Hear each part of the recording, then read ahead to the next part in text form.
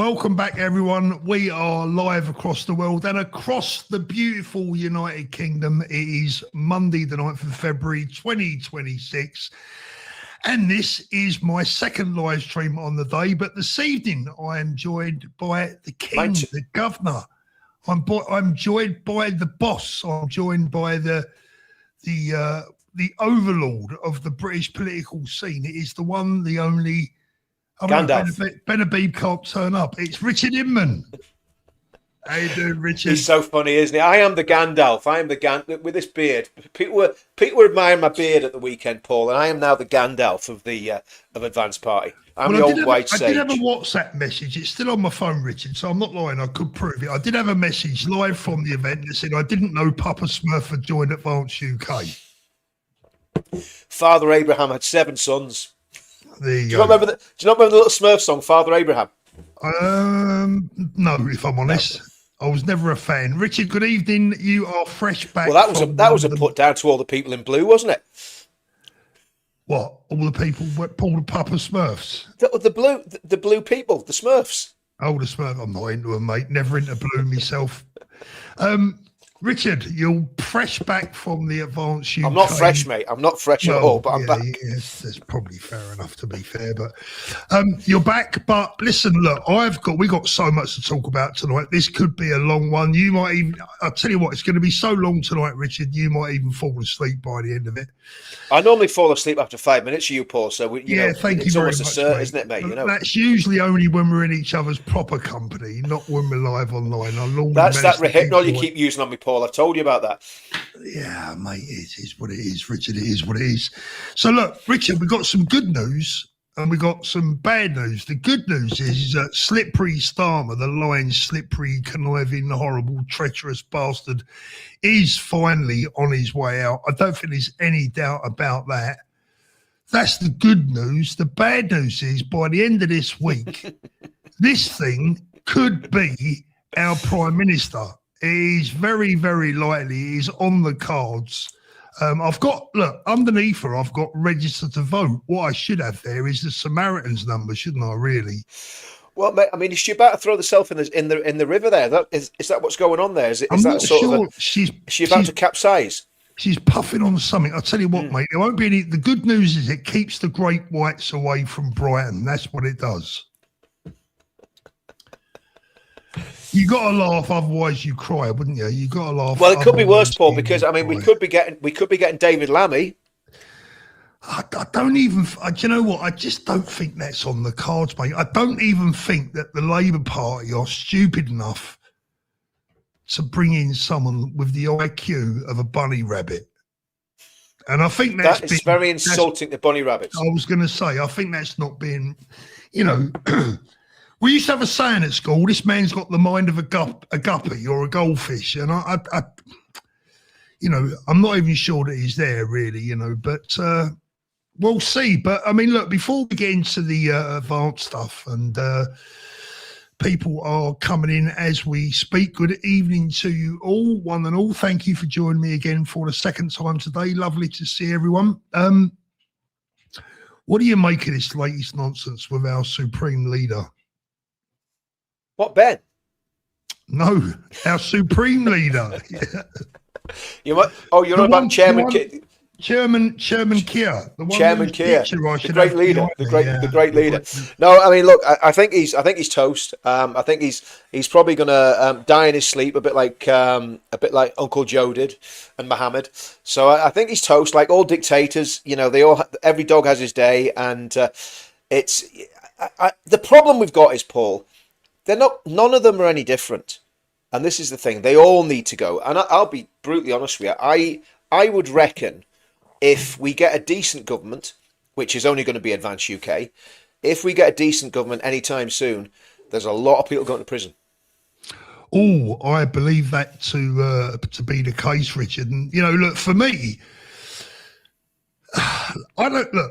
Keir Starmer's not going to lose his job because of all the things that have gone wrong that we've seen right in front of our very eyes, the mistakes, the lies, the turning of his back on the WASPy women, our veterans, heating allowances, all the usual bits and pieces that, you see every day about Keir Starmer, and the fact that the man is just a complete and utter moron. I mean, the guy went off to communist training camp when he was a youngster. I mean, you don't get much more of a red flag than that, right? But for me, his career, his political career, and his legacy was set in his statement after Southport.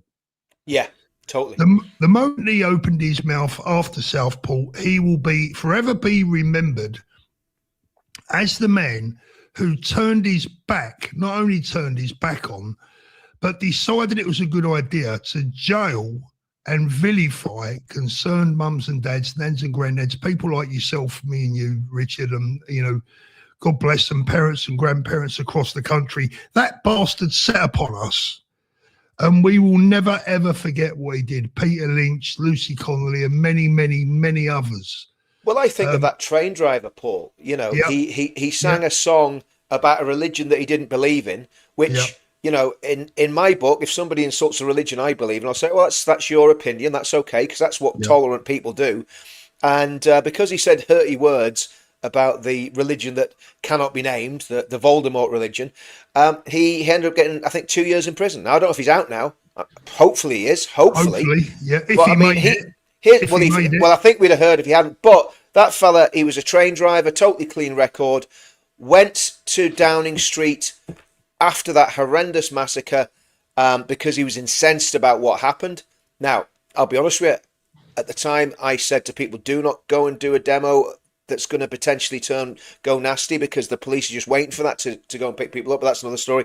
But anyway, he sang a song, and he got 2 years in prison for singing a song, and he was caring for his disabled wife, right? That's what he was doing, okay? So he went from basically living a quiet, retired life, looking after his wife, to goodness knows what he's been through in prison with those absolute savages that are taking over our prisons and turning them into breeding grounds for religious extremists.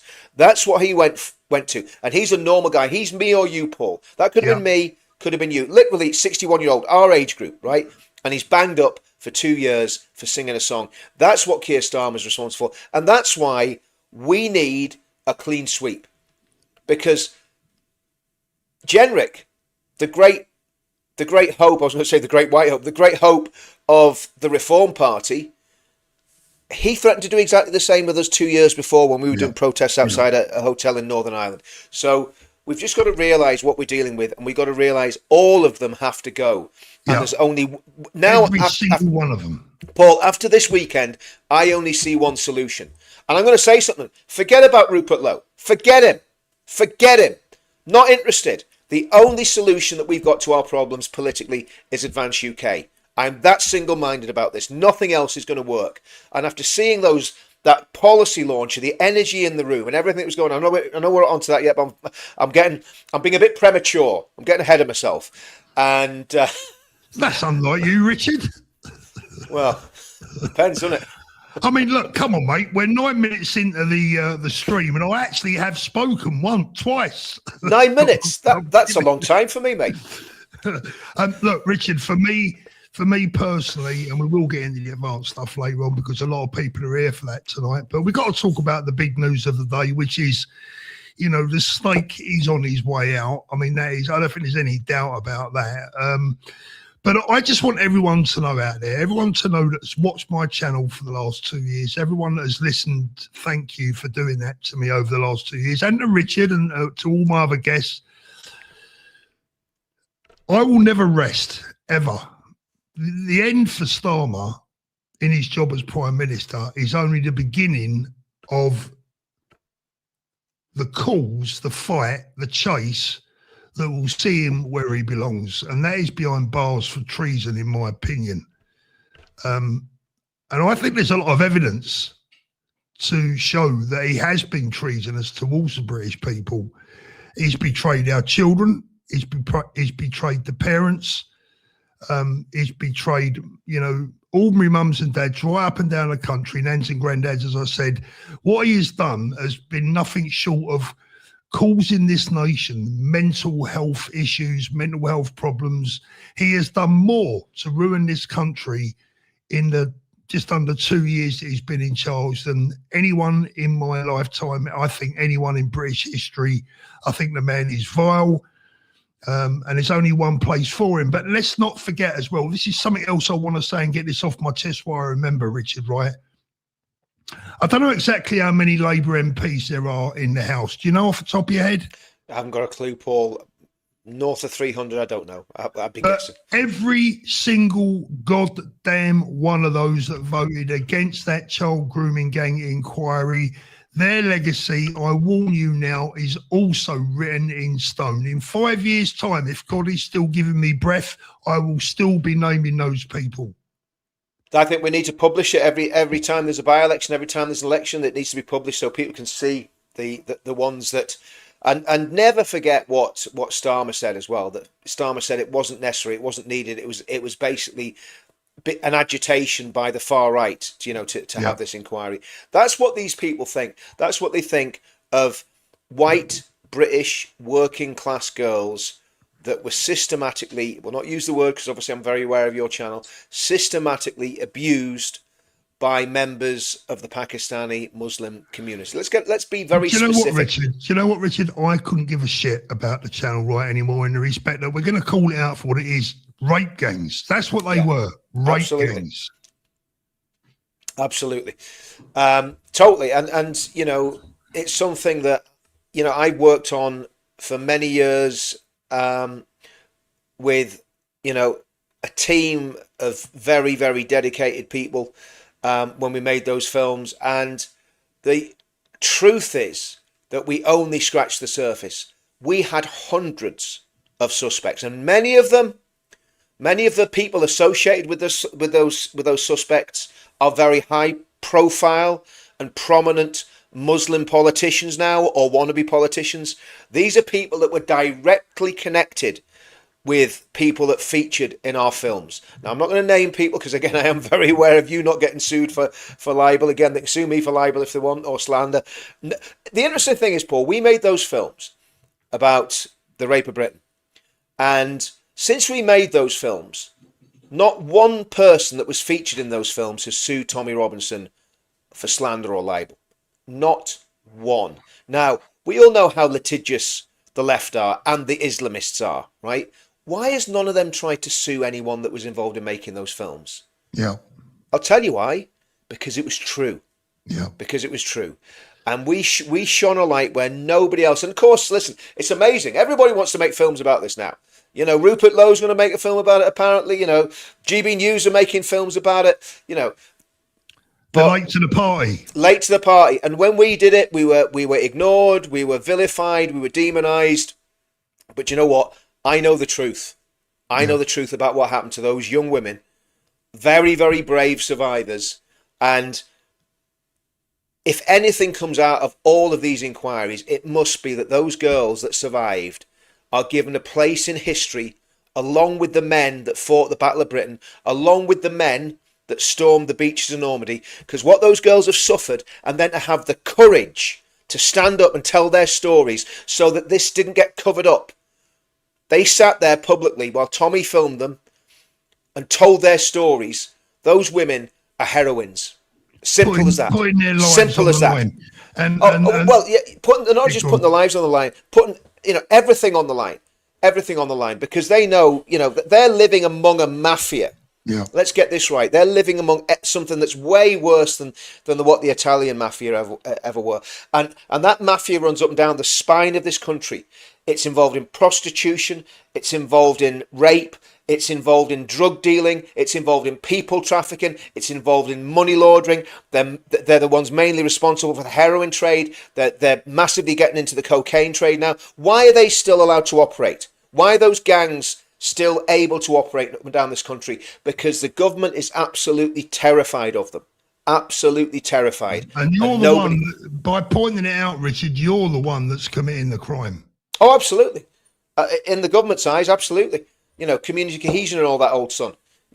Absolute nonsense. But here's the thing, Paul. It's never wrong to do right. And listen, Funny you say that. I made a little video earlier on, and that's exactly what I said, Richard. Yeah. But putting all that to one side, Paul, let's have some positivity about what happened at the weekend. Let's talk about that, man. Yeah. Yeah, just before we go on to that, I just want to finish off what I was saying about all those MPs. I want every one of those Labour MPs, parents, mums, dads, uncles, aunties, sisters, children, I want them all to know that your family member that voted against that child rape gang inquiry, that is their legacy for the rest of their lives. That is what they will be remembered for. And we will make sure that that's what they're remembered for. I just wanted to say that. Yeah, but not only that, Paul, just give me 2 seconds, mate. Actually, hang on. Just keep talking then. I mean, it just makes me so goddamn angry. It's, you know, what has been allowed to happen to those children, and what happened after the Southport event was just rubbing salt into the wounds of absolutely everyone in this country.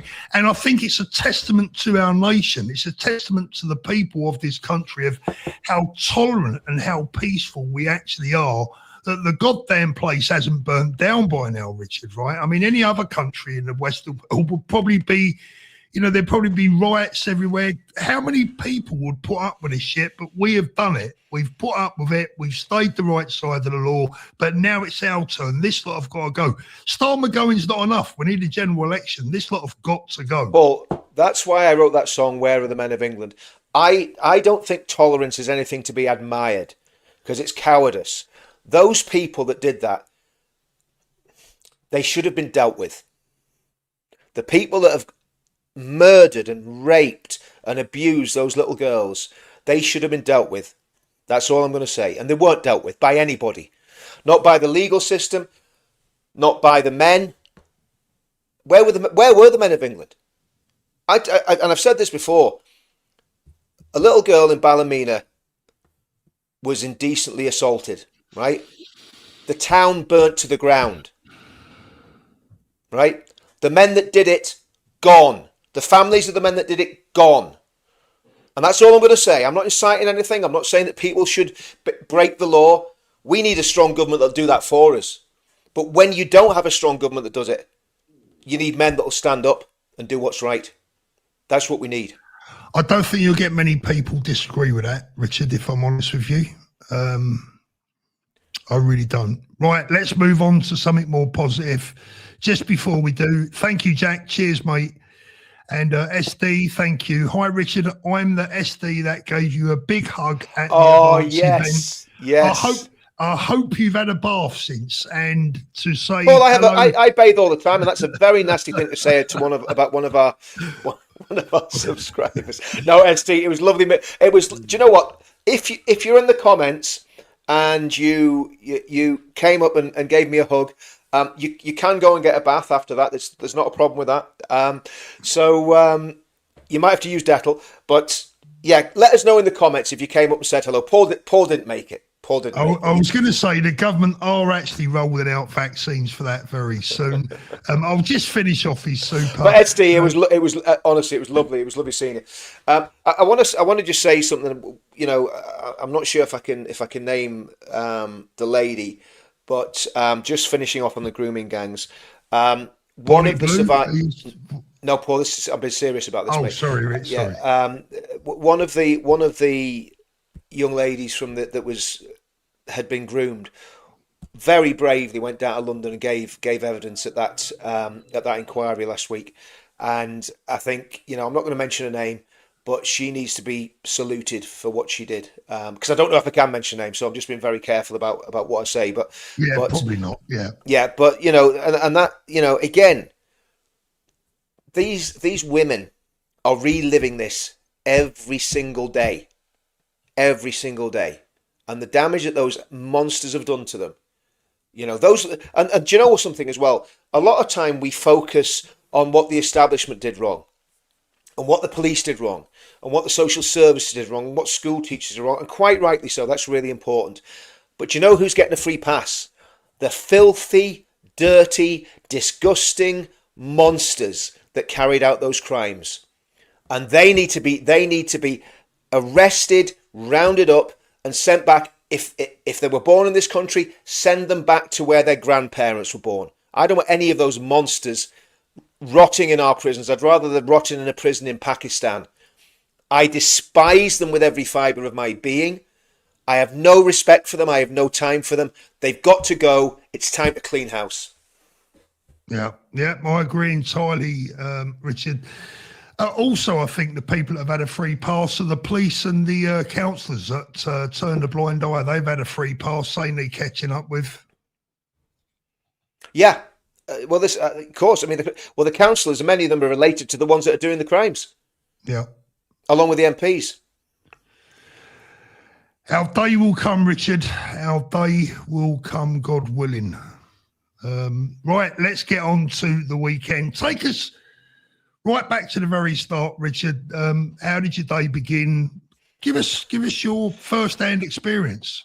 Well, I mean, I was up early because I was doing a recce for the event on the 16th of May. I'm not going to say any more about that, but we have one amazing event coming up on the 16th of May. It is going to be, if you haven't booked for the 16th of May, get it booked. It is going to be a day you will never forget. I can absolutely guarantee that. And we were just going through some of the infrastructure, what's going to go where, and all that sort of thing. Absolutely, the plan is just second to none. It's absolutely amazing. So yeah, that's how I started the day. And again, it's like everything with these things, things chop and change and things are moved about and all the rest of it. But the plan that we're working on, it's massive. It's massive, way bigger than what we did last time. And I believe, Paul, I honestly believe we're probably going to double the numbers. I really do. Let's hope so. And honestly, if you're not booked to go on the 16th, get yourself booked. It's going to be absolutely mega. It's going to be mega. So that's how I started the day. Obviously with a massive fried breakfast as well. And then from there down to the Emmanuel Centre. I've never been in this place before. It's a church and massive place, great big building. Of course, across the road, I don't know if we can drop this video in, Paul. We'll not show all of it. We don't need to show all of it. I don't know if you can allow me to drop that in. Is it going to work? Is that the left one? Yeah, shall I pop it in? Yeah, stick it in, mate. Stick it in. No, don't worry. Just be careful. Yeah, I'm very careful. Don't worry about it. Yeah, sorry. No, more than happy to do it. It's just the road. Don't worry, I'll look at it. Just make sure nobody gets it. Hi, good to see you. Let me go across here. No, that's all right. Anyway, how are you doing, mate? Good to see you, mate. Here's a good one. I want to see this guy. Hello.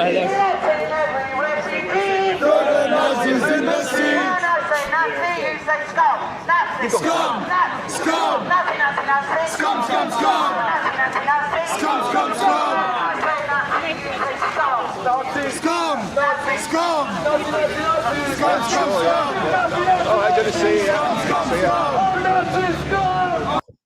Bless them. They're not well, are they? They're not well, mate. They're not well.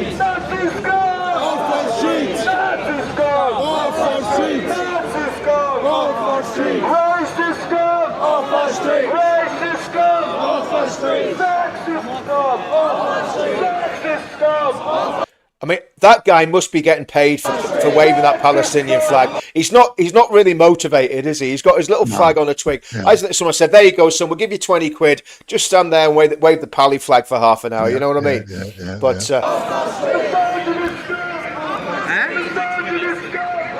we'll just stop. You see. Look at the hitman. The hitman's coming to take me out here. Won't you see this, Paul? The wee guy with the long hair. He doesn't know whether he's an Arthur or a Martha. He's on his way.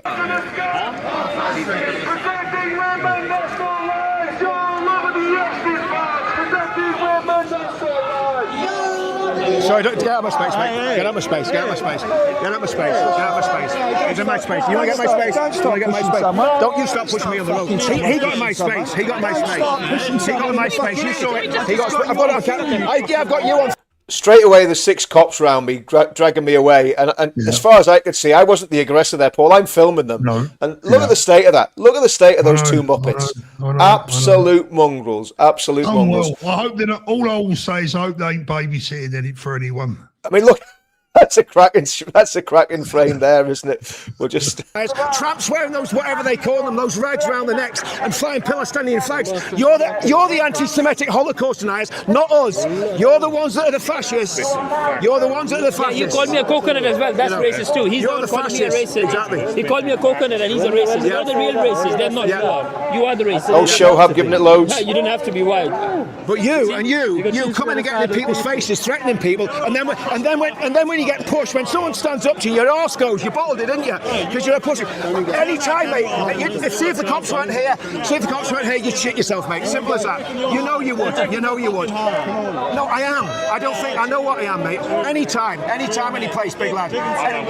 Listen. Anytime, any place. Was that the Holocaust? It wasn't. Side organisation, Israel. In your heart, you love Jews. Well, why do you hate the Jewish state then? You can't love Jews and hate their Jewish homeland. Because of there being an apartheid state. They have voting rights. Do you know how many Jews live in Gaza? None. The only Jews that live in Gaza are soldiers. You see, you're out your depth, mate. I believe in a free Palestine where Christians, Jews, Muslims, Druze, whoever can live in equality. And this guy here, he's got what we call a pirate's dream, a sunken chest. That's when he's got a little sunken chest. You're a little girl with long hair. Right, I'm away. That's how to deal with the left, Paul. Did he just say that he believes in a free Palestine for Jews, Christians, and Muslims? He needs to have and what was the other one he said? Jews, Christians, Muslims, and Druze. So all the people that are getting massacred in Syria, he thinks they're all going to be able to go and live in some Hamas-run paradise in the Gaza Strip. They're deluded idiots. I mean, to be honest with you, we're just sporting with them. I mean, there's no threat from any of those people. They couldn't beat the skin off a rice pudding, but it's good just to put them in the place a little bit and make the police do their job as well. Do you know what I mean? I mean, there was no threat from them whatsoever. I mean, but it's funny. It's just a bit of fun, you know. They're like hitmen from Mothercare. Yeah, exactly. So, Richard, tell us, you arrived at the event. What was your initial impression when you got there? Who was there? Who did you meet? How was you received? Because you're a bit of a celebrity in your own right. A celebrity in my own lunchtime. No, listen, do you know what? It was just like a family reunion. There was loads of people that we've known from the movement from day dot. Loads of new people, new faces coming in, which is great seeing new faces coming into politics. But you just knew everybody, and it was just such a friendly, warm atmosphere. It was a beautiful, beautiful event. Probably 1,000 people there, Paul. I mean, the place was rammed to the rafters. But it was great. It was really, really good. Don Keith was there. Got a chat with Don. Got a chat with Howard. Had to do it twice because I forgot to press record on the first go. Usual story. Total professional. But it was absolutely, absolutely superb. Chatted to Ben, Floss, of course. And I tell you what, Floss has done an amazing job. An absolutely amazing job what she's doing. David Rhodes, all the people in the background who are working in the background who never get any credit for what they're doing. Absolutely kudos to them. And yeah, so it was really, really good, Paul. Really, really good. And of course, we'll look at some of the policies and what was said. I think the first video that's of Ben speaking, talking about culture, has now gone out on the Advance UK website. So it's all happening, Paul. And do you know what? After this weekend, right? And I didn't really have any doubts because I knew the ideology was sound. I knew what we believed was sound. But I was a bit worried about all the stuff, if Rupert starts a party and, can we do anything when reform seems to be in the ascendancy? If the British people, if those policies are let loose on the British people, I'm going to tell you something now. We're going to see a political, not just political earthquake, a political miracle.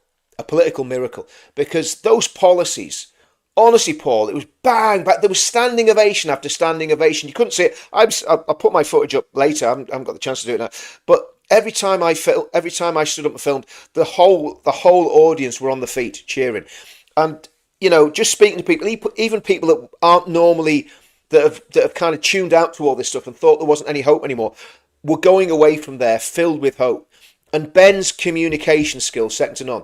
And there might be a really, really big piece of news in the next few weeks about someone joining Advance UK, but we'll see if that comes off. But that's another story. That's one to put in your diary for 3 weeks' time. Richard, I sat back here and I can confirm a couple of things officially tonight. First of all, there were well over 1,000 people at the event. It was sold out. Some extra tickets were made available. They were also sold out. And then there were still hundreds more applications. We just couldn't fit everyone in. Second thing that I can confirm tonight, I've had official confirmation that the streams were hacked. Wow. So the official streaming from the Advanced event on Saturday, 2 separate streams, the main one and a backup one in case anything happened to the main one, and both went down at precisely the same time. We can only wonder who was responsible for that, who was behind that. We won't, there's no point in getting involved in speculation, but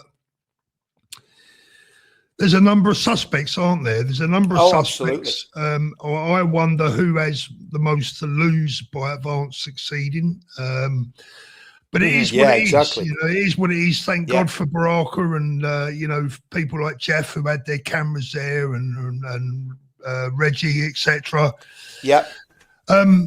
So look, I mean, I've got the policies and I've got the bits and pieces here. They're probably going to be too long to go through, in all honesty.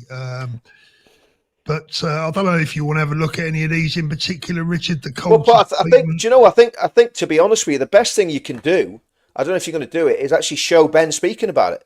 I mean, you know, because Ben's. I mean, I don't know if you've got the videos there. I've got some. If you want me to pull them up, Ben's videos were absolutely phenomenal. You know, his videos, his speeches were just world class, Paul. Just world class. Yeah. What I wanted to do is get the official videos, and I wanted to get them up, and we could discuss them as we play them. At this particular moment, I've not got them yet. Not got them on the back end of my system. But let's have a little taste of them, Paul. Yeah, let's just have a little taste. Let me just get. I think this is Ben talking about Northern Ireland. Let's just have a listen to this. So if you can put it on the screen there, Paul, and drop us out. Is it up? Let's have a little look. It's in the background. Yeah, here we go. In many ways, it made it worse. And I think all of you know that if we are still embedded, infected with the global order, we will never be able to put this country first. And there's something particularly bad about the withdrawal agreement, and many of you, all of you perhaps, have heard me speak about it before, which is the Northern Ireland Protocol. We have become... A lot of people think Northern Irish politics is a minority sport. It isn't. When a country puts a flipping border down the middle of itself and heaves off over 1 million citizens to a foreign power, subject to foreign laws adjudicated by a foreign court, you know that country has lost its way. The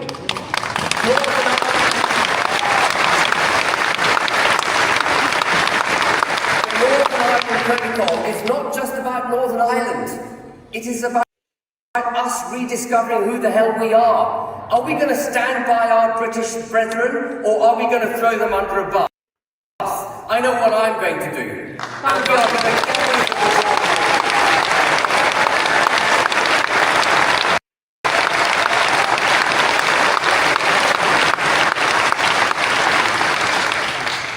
and there'll be a whole policy on how we're going to deal with the EU, none of which von der Leyen is going to much enjoy reading. So that's basically that, Paul. Now that was buffering a little bit there, guys, because it's a very high resolution film, and it's obviously with going from my computer to Paul's computer is causing a few problems just with the way it was streaming there. It was nothing to do with the video, wasn't doing anything what Paul was doing. It's just literally the resolution of the film with the connections that we've got. But putting all that aside, we get the message. You're muted, I think, Paul. I'll tell you what I'd say, Richard, right? This is the deal. When organisations or rival parties or whoever it is want to silence your message so much, so desperately, that message is worth listening to, right? Whether you agree with it or whether you don't, you want to hear what was said, right?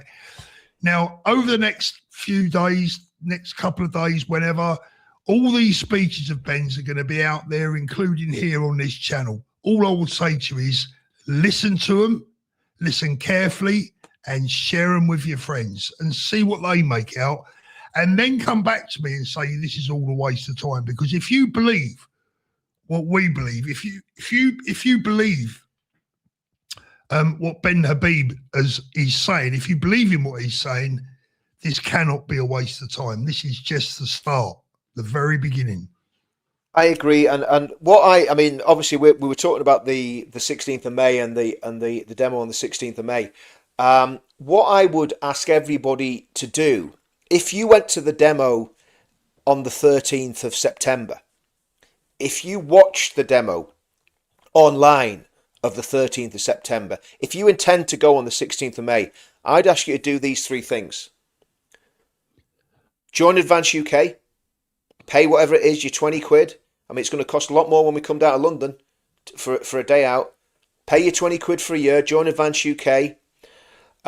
Register to vote. Paul's got the link or the domain of the link. There's a different domain up there. Different now. That's there gone. you go. So there we go.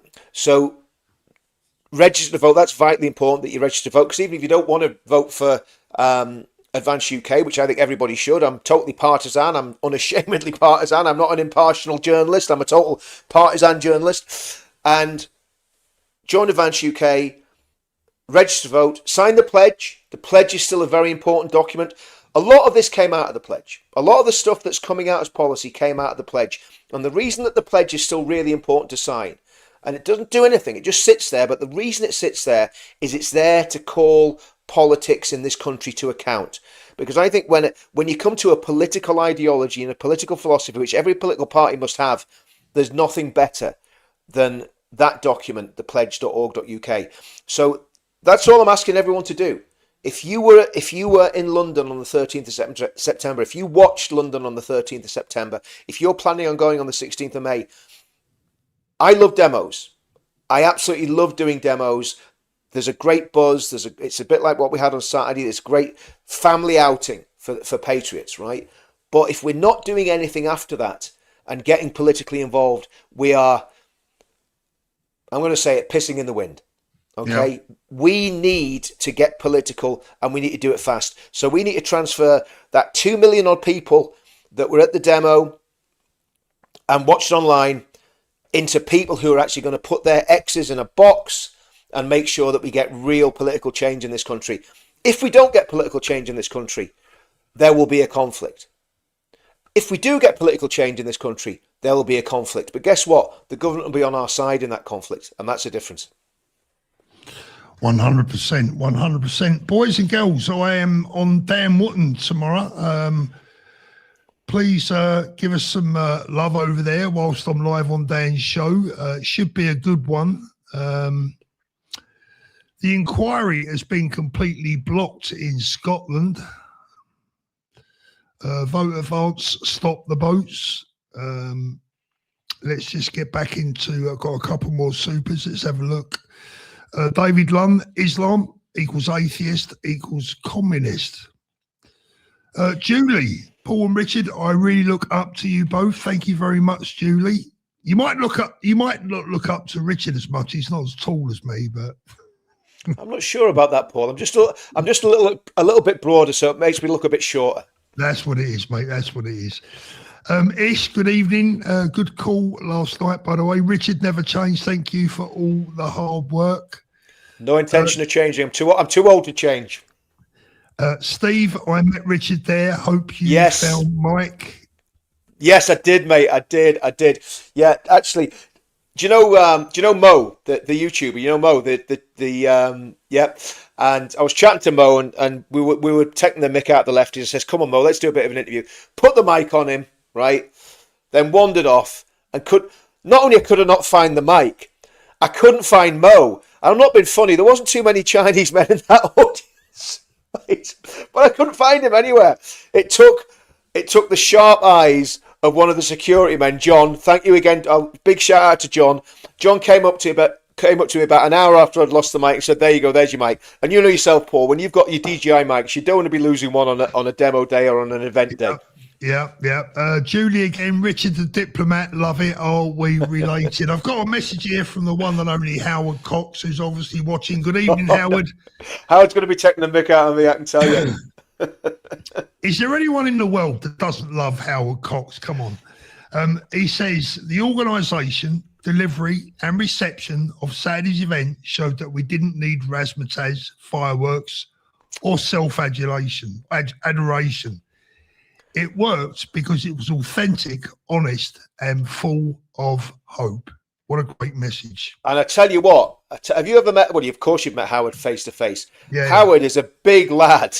He's a big lad, yeah. He's a big lad. When you, it's like all of us, when we're sitting down, we just look like little old men. But Howard is a big strapping lad. I bet he's still got a good right hook on him. But a great guy, absolute gentleman. And he put up with me messing up the first interview. And so I did 2 interviews. I gave him a bonus interview at the end of the day. And he said, anytime he's going to come on my channel. He's not too sure about Thorpe anymore, but he's going to come on my channel anytime he wants. I tell you, Richard, have I ever met Howard? Listen, mate, I've got it up here. Whenever I see Howard at an event, I always stand behind him. No one's going. Yeah, just in case anyone throws something. Janine White, thank you, Janine. I met Richard and shook your wet hands. I'm not sure we want to know well, this. Yes, I remember that, Jane. And remember, I did tell you they were wet because I just washed them, not for any other reason. Okay. Well, it's great to meet you, and what a wonderful event onwards. And it was likewise, Janine. Absolutely fantastic. Good boy, hey, Starmer, how does it feel like being a traitor? Absolutely. Richard, the overwhelming feedback that I was getting, and I felt buoyed. I mean, look, I wasn't even there, and do you know how difficult it was for me Saturday, sitting there watching all my dear friends, people that mean so much to me, people that I've worked so hard with, people that we've had input with, people in the crowd that I'd love to shake their hand and say hello to them. It was really difficult for me being stuck out here on Saturday, but it made me very proud. But more than anything, gave me hope, gave me optimism. Oh, you better believe it. Paul, I mean, I don't know how many of it. I've done some great events down through the years. We've done some of the biggest demos in British history. They've been fantastic. But what that did on Saturday, Paul, was let us realise that, and we knew what we were doing. I was saying to someone on Saturday, this is the culmination of everything that we've done. Like this is we've been working on this for years and years and years, and this is finally what we've been looking for. It's like that old U2 song, I still haven't found what I'm looking for. Well, guess what? We found it on Saturday. We found what we're looking for. And just absolute, the hope, Paul, you're absolutely right. The hope was just phenomenal.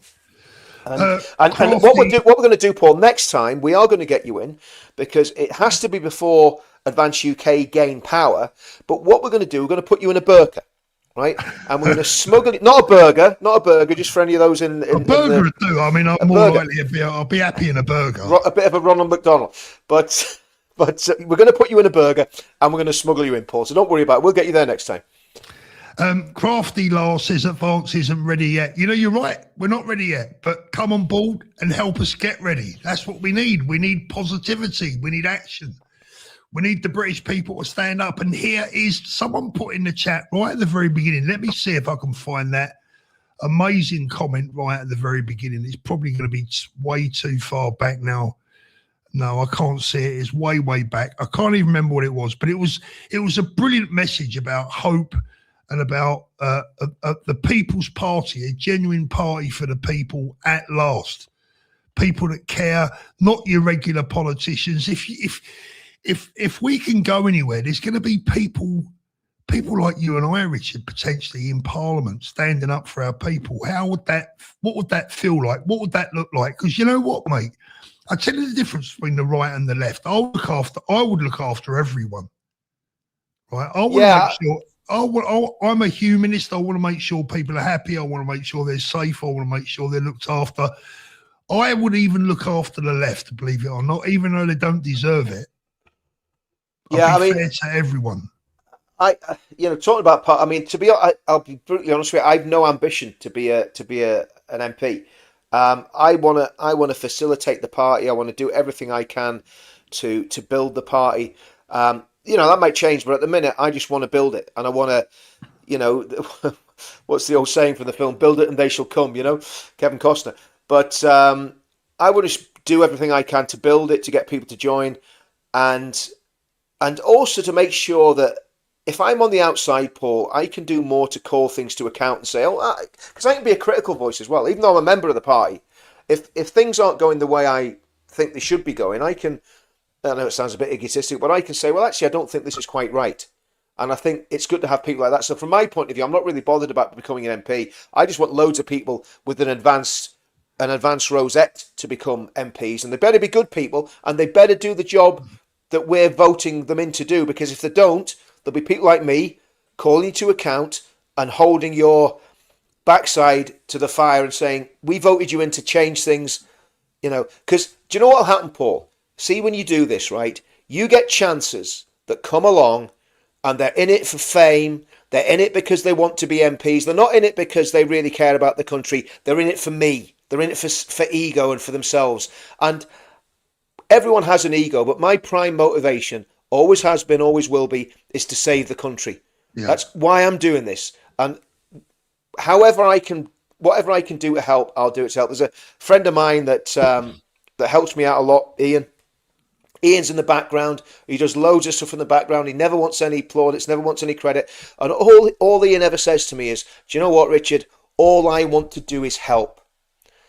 And he could be very, very smart guy, self-sufficient. He could be sitting on a beach somewhere, chilling out. But every time people call on him to help, he stands up and he plays his part. And that's what's going to save the country. The Ians, the Pauls, the Richards. So I don't care whether I ever become an MP. I'm literally not interested. All I want to do is get Ben into number 10.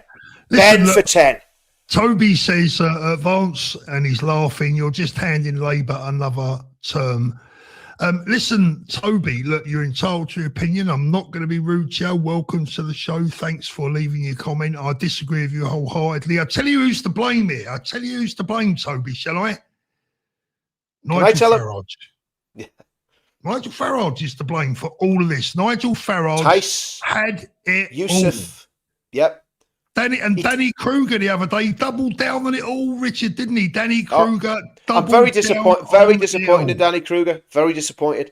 Very, very, very disappointed in Suella Braverman. Very disappointed because they must know what we know about reform, right? And about Nigel and about Zia Yusuf and about what the direction that party is going in really is. Okay, so Jerry, you're absolutely right. I'm going to savage anyone that gets in our way. I'm the attack dog, and I don't care. I'll keep snarling and growling and biting until we get to where we need to be. Oh, Richard, your fan club's in tonight. Look, I'm telling you. Don't forget to hit the like button, everyone. Please do that. And subscribe to Counter Media, right? Yep. Counter Media on YouTube. Yeah. Let's just have a look through the chat here. So overall, Richard, on a sort of 10 out of 10 basis, what would you have given the day? Let's forget Ben's speech for a moment. What would you give the day? I would have given it a full 10 if it wasn't for the streaming issues, but obviously the streaming issues were down to the hack. 10 out of 10. 10 out of 10. I mean, Paul, it was Paul. I am one of the most critical people when it comes to public speakers, right? It's one of the few gifts I've got. I know how to throw a speech together, and because I've got a big gob. And the speeches were every single speech. I went, yeah, that's a good speech. That's a good speech. That's Leo Kearse. Oh my goodness, he is such a funny guy.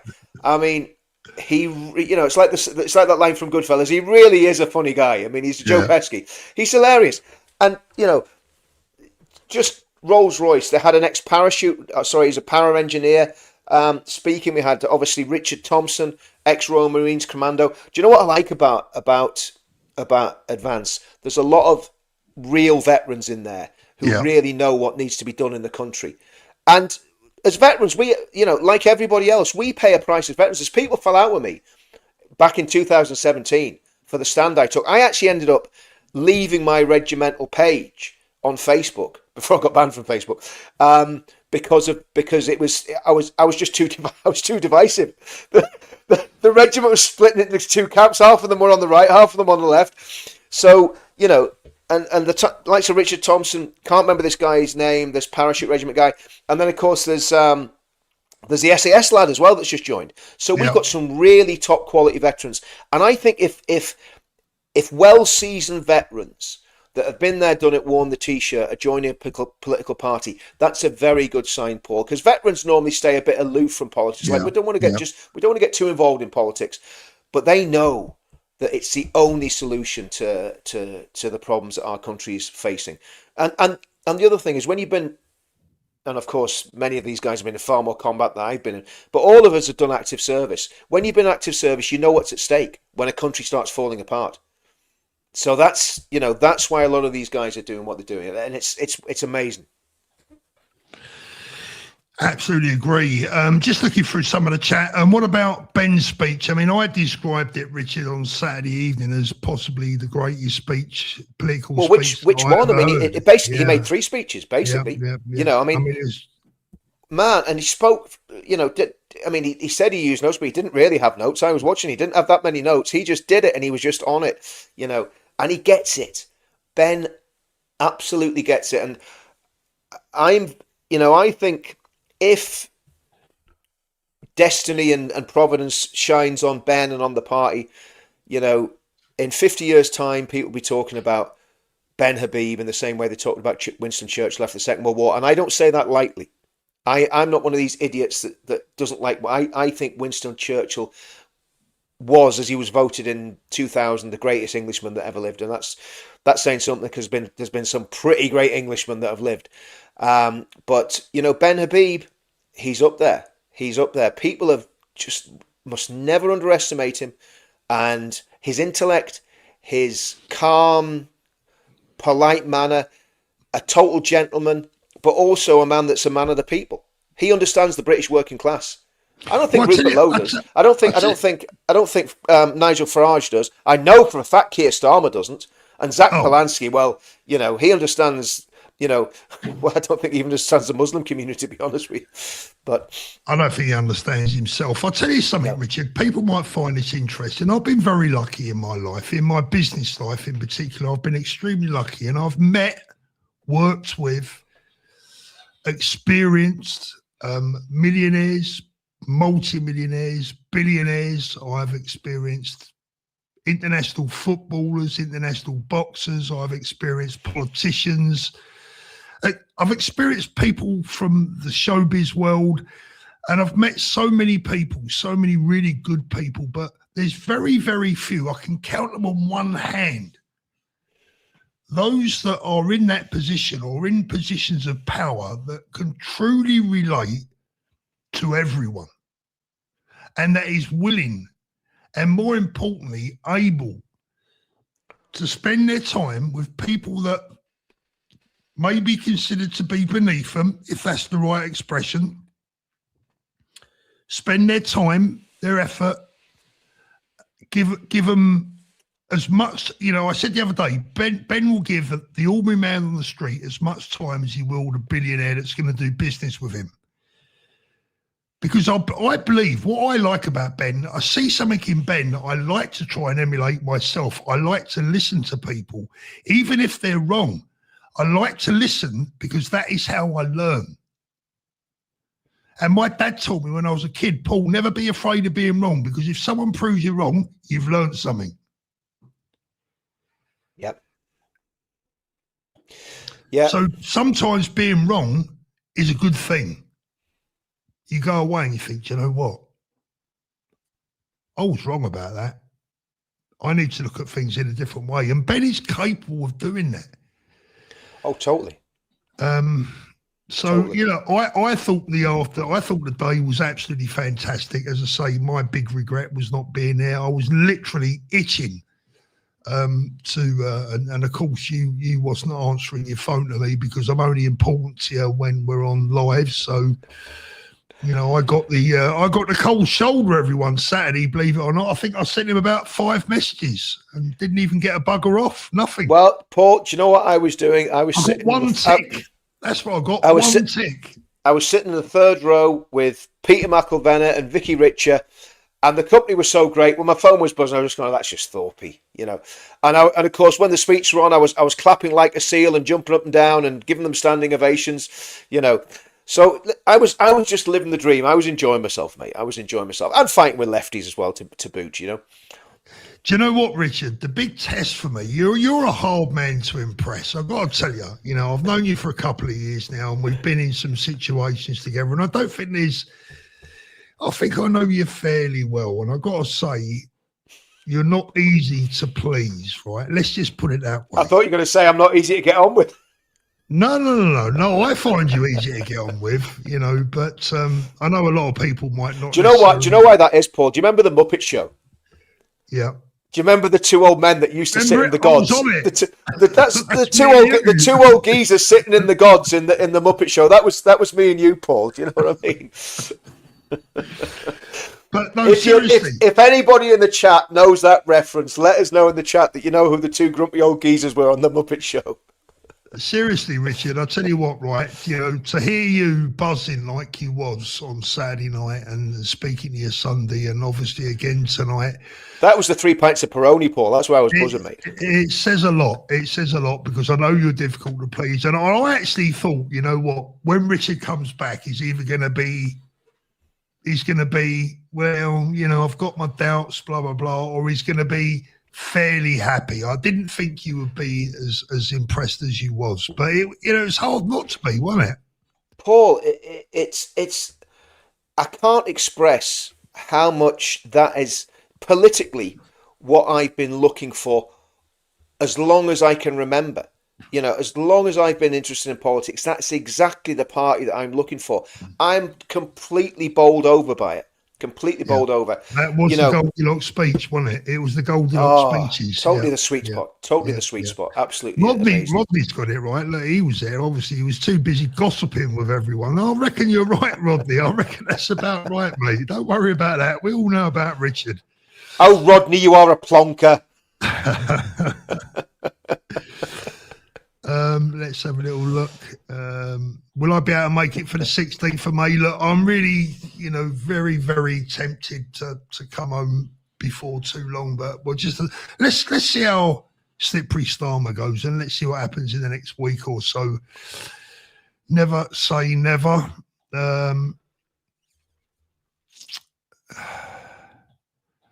There's not too many politicians worth listening to, but when Ben talks, I listen.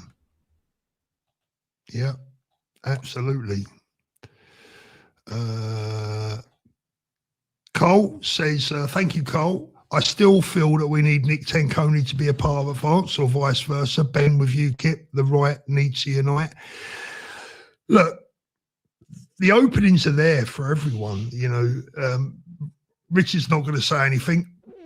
I'd probably leave it at that, Richard, if I was you. Look, listen, I'd like to see everyone unite. You know me. I'm someone that likes to see unification. I like Nick Tanconi as a person. I don't think UKIP have got anywhere to go right now, but, you know, good luck to Nick, good luck to UKIP. You know, they're on our side. We should all be together.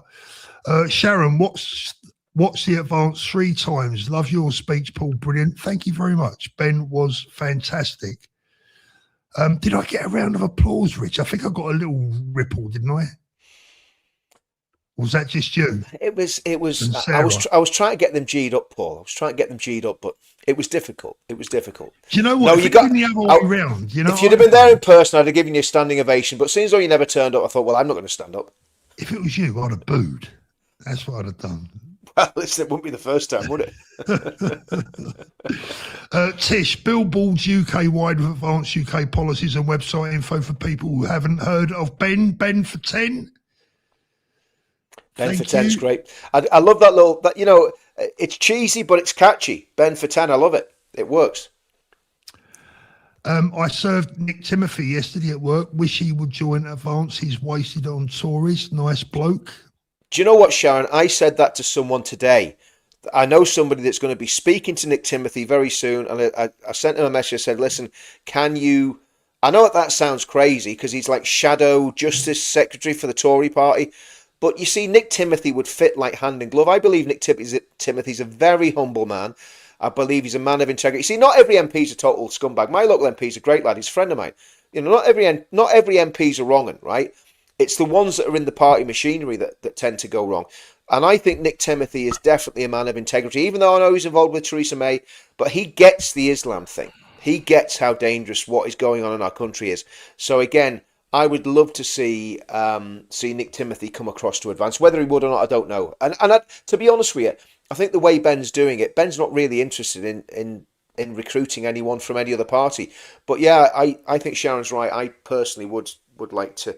There's Sharon saying he's lovely. He was chatting away, and I think that's how you know the measure of someone as well, isn't it, Paul? You know, when they're actually, there's no camera on them, there's no one looking at them, and one of us mere mortals is talking to them, and they're super chatty, June, thank you, and Guardian Mose, thank you. Hi, Paul, great speech, nice chatting with you. Richard made a new friend at conference, lots of like-minded people. Rumour says next event in Bournemouth.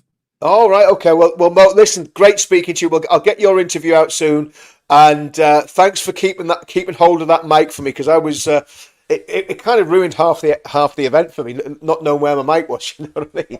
And if anyone isn't already subscribed to Guardian Mo's channel, he has a great YouTube channel. He's got lots of videos on there. Great patriot, great guy. Please make sure you go over there and subscribe, show him some love and support. It's very important. It's very important that we support all the smaller patriot channels. And I'm not saying that Mo's is a smaller channel, but you know what I mean? You get the point, right? A channel without necessarily the 200,000-300,000 subscriber mark. It's really important that we support all these smaller channels, the new channels, the budding channels. The more the merrier. The more the merrier. Well, Paul, do you know what? I'm just thinking about this, Paul, right? You've given Mo about a 5-minute shout out, quite rightly so, because he's got a great channel. When I mention Counter Media, it's like, oh yeah, subscribe to Counter Media. Yeah, maybe. Maybe. Subscribe to Counter Media whilst you're here. Richard, I was talking about small channels. Yours is Counter Media is a small channel. Richard Inman's a big channel. It doesn't get any money. Counter Media is a small channel that needs to be a big channel. I don't even know how many subscribers Mo's got. He's probably got more than me. I don't even know. I'd say he's certainly got more than Counter Media for sure. David Lunn, Attlee Labour, NHS. He was responsible for the NHS. Labour was responsible for the NHS. Listen, Labour it's become an albatross around the UK people's neck. Look, the thing is, the Labour Party of today bears no resemblance of the Labour Party of years gone by. In some neither ways does the NHS. Neither does the NHS. Yeah. Yeah, agree. Nick Timothy is on our page. That's the sort of politician that I would love to see. Politicians that are not necessarily interested in their careers; they're interested in their country, and that's why Suella disappointed me a little bit. I like Suella, but going to Reform tells me, I don't know. Everything you need to know. Everything I need to know. Yeah. Yep.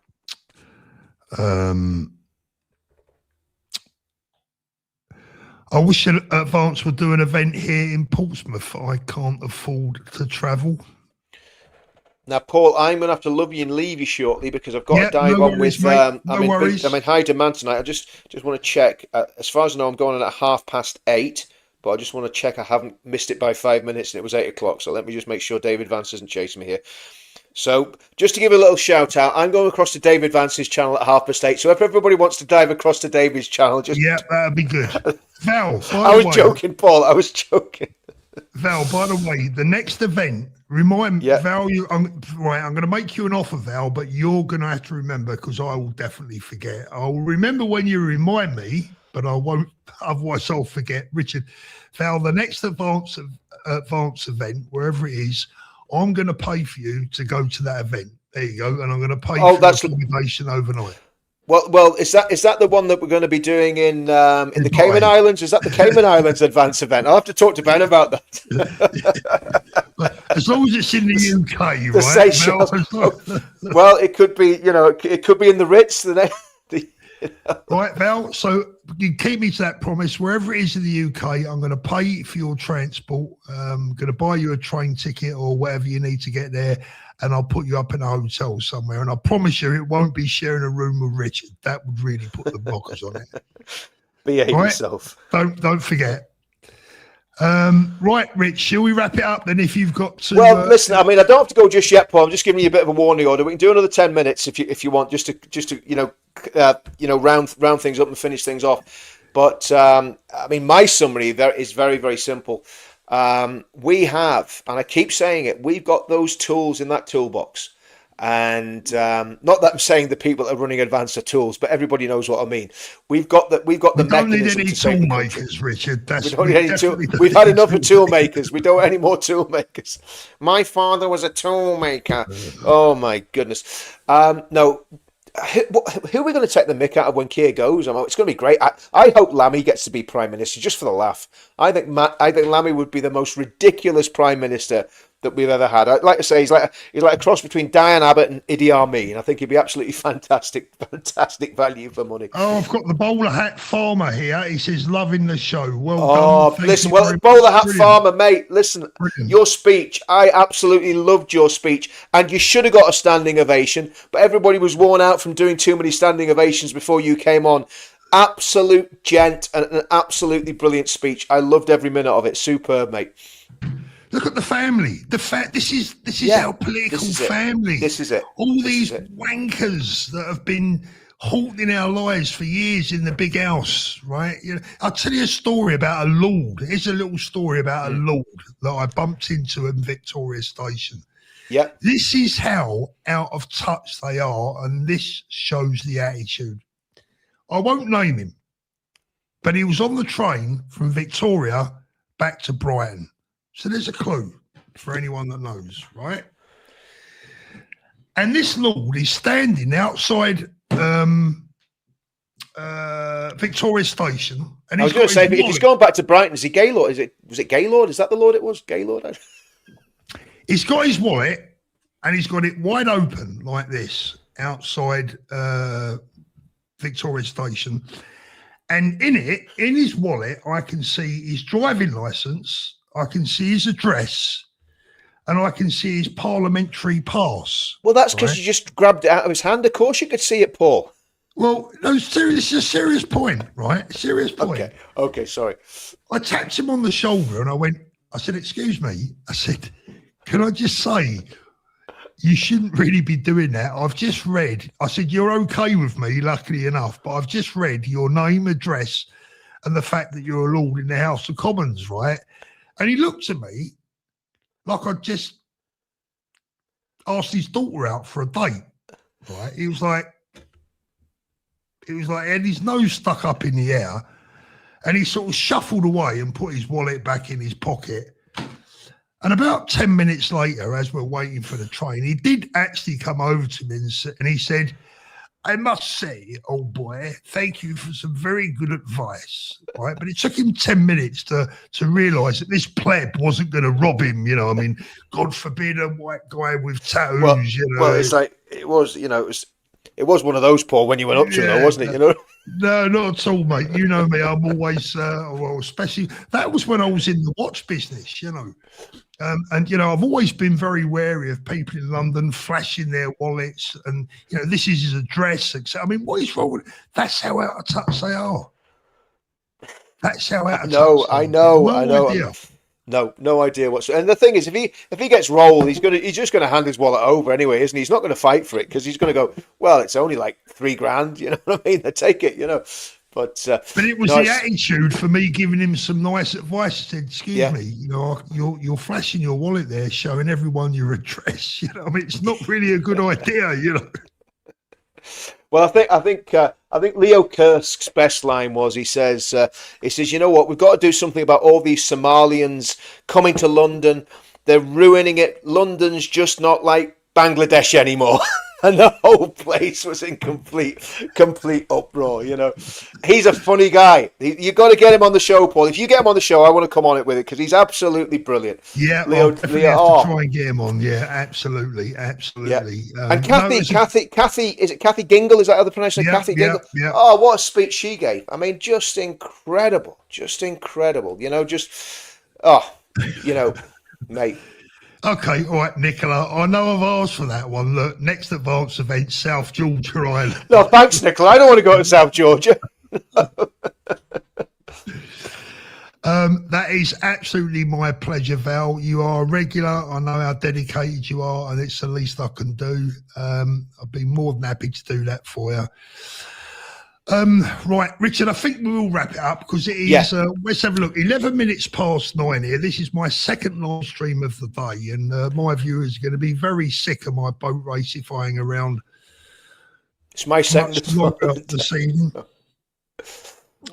So we've had a good crowd in again tonight. We've had well over 1,600 people in and out. Don't forget to hit the upvote and subscribe if you haven't already done so. Thank you so much for joining us. Let me double check that we've done all the supers. We have indeed. So, Richard, let's have a look. We are going to play our super duper outro, the one that gives you a copyright strike. I'm going to put this up before we go to bed, everyone, just in case anyone was thinking of having a good night's sleep. I'm just glad I didn't I just had my dinner there, Paul, to be honest with you. If anyone was thinking of having a good night's sleep and settling down with a cup of tea tonight, just put yourself a horror film on, or you know what it's like. Right, well, it could be worse. You could be settling down with a ginger growler. I mean, that's that'd be the worst thing to do, wouldn't it? I'm not a fan of you, Richard. No, I'm not, mate. I'm not a fan. There's not a lot of good fruit that's going to be coming into Downing Street, is there? Lammy, the ginger growler, or banana Mahmood. I mean, which one is it? You know? Can you imagine that clip? I mean, if it was Lammy, that mastermind clip is going to get played to death everywhere, isn't it? It's going to, can you even imagine? Can you imagine? Do you know, I don't think I've ever laughed so much or smiled so much on one of your live streams, Paul. We need to do those. We need to have those events once a week. You know what I mean? Well, look, everyone's look. As I say, the commie bastard is on his way out. Right, that's the bottom line. He's going right, and that signals the start of the end for Labour. Full stop. They can't go the full term.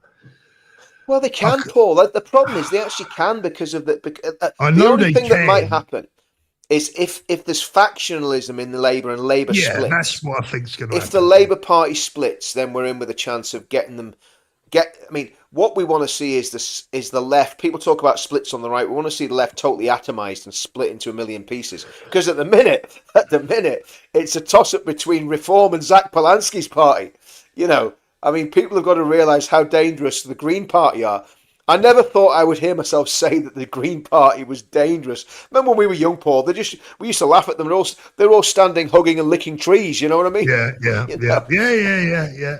And now it's Hugger Jihadi. You know what I mean? So it always makes me laugh. One of my favourite pictures is a picture I took down in Brighton outside one of the student places, right? And it had a great big poster in the window, "Vote Green." And outside in the drive was about 8,000 empty cans and shit and muck everywhere. There weren't very much green going on in the household, I'll tell you. I don't suppose there was a bar of soap between the lot of them. Oh, dear. Right. Good night, everyone. Have a great evening, what's left of it, and we'll see you soon.